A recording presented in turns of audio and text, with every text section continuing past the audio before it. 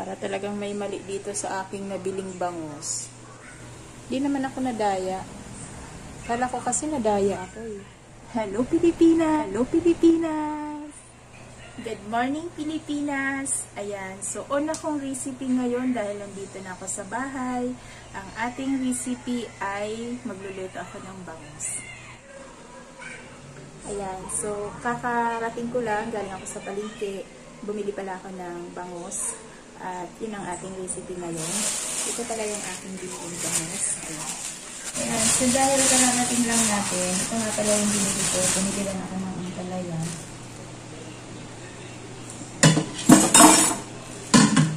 Ampalaya natin. Tapos bumili rin ako ng luya. Tsaka bawang. Tsaka yung sibuyas. At syempre yung ating lulutuin na bangus. So, pinahiwa ko na itong bangus sa palengke. Sabi ko kasi, hiwain na nila. At nag-request pala ako na, sabi ko, 5 hiwa ang gagawin sa isang bangus. Kaya naman, ito, sinunod naman nila ako. 5 nga talaga.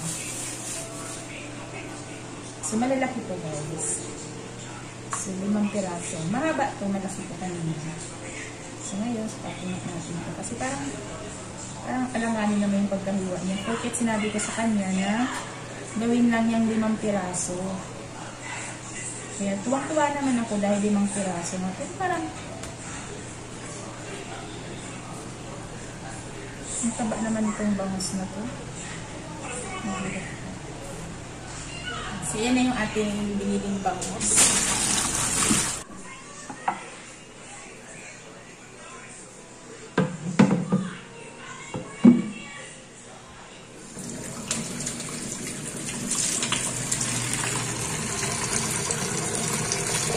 Tama ba itong bangus ko guys? Parang may mali sa bangus ko. Kasi ito na yung ano mo.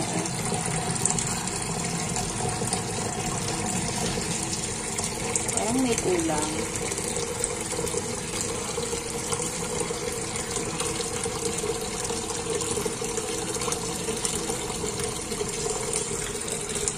Ganito din ba kayo kung bumili kayo ng bangus? Ganito yung itsura pagdating nyo sa bahay.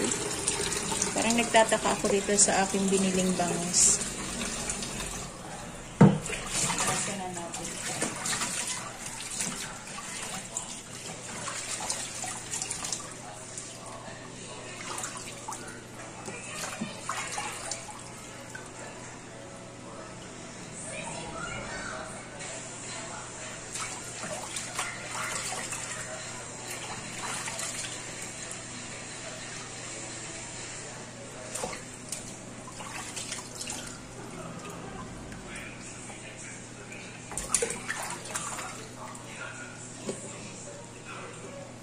Para talagang may mali sa bangus na nabili ko.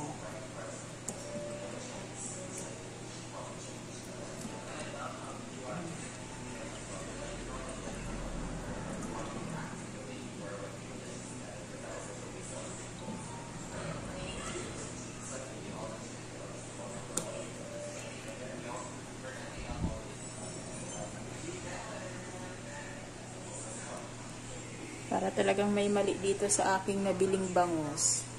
Parang may kulang talaga siya. Kanina kasi guys, mahaba to, malaki to. Pero pagdating ko dito sa bahay, ganyan ba? Pero mukha naman sakto, no? Para naman siyang sakto talaga. Sakto lang pala, sakto lang. Di naman ako nadaya. Kala ko kasi nadaya ako eh. Sakto lang pala.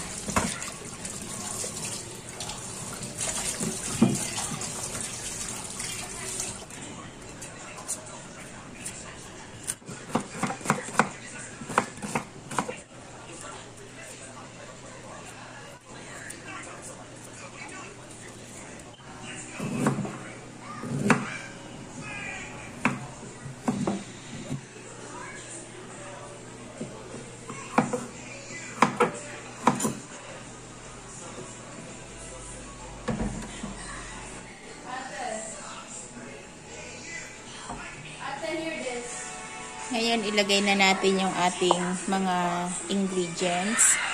Ayan, pagsamasamahin lang natin. Tapos, ito yung ating hiniwang ampalaya. Ilagay na rin natin.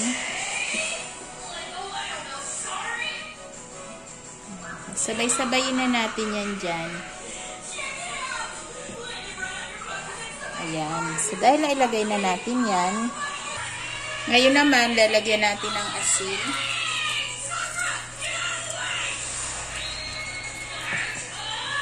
Tapos, lagyan natin ng paminta.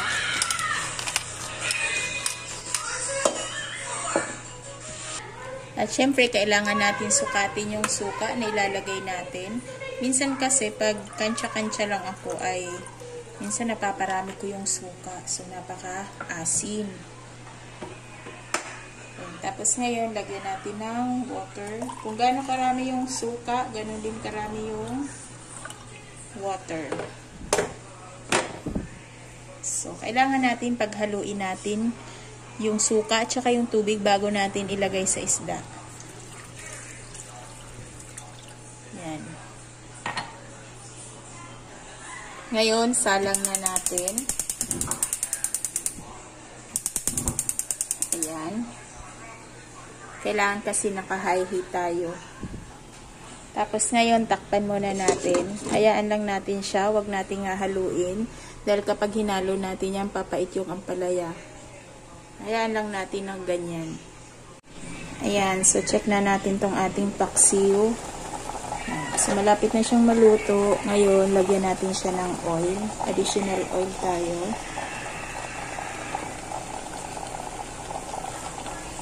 Ayan.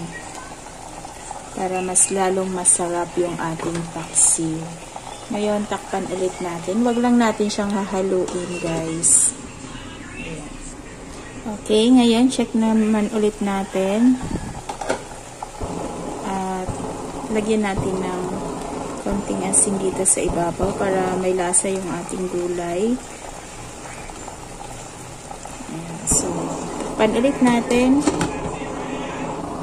Ayan, so check naman ulit natin tong ating bangus.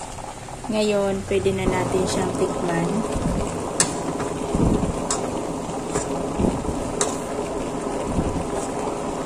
Ayan.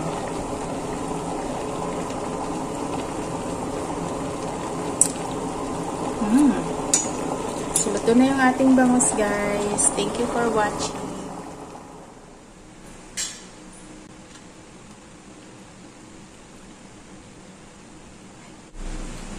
I just have a side part today.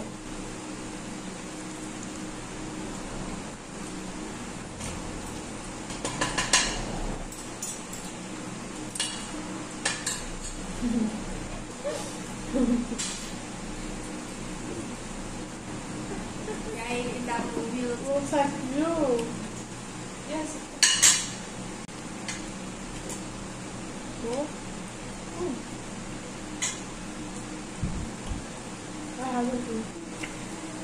you want rice? Ano? Because I eat sushi, that doesn't count.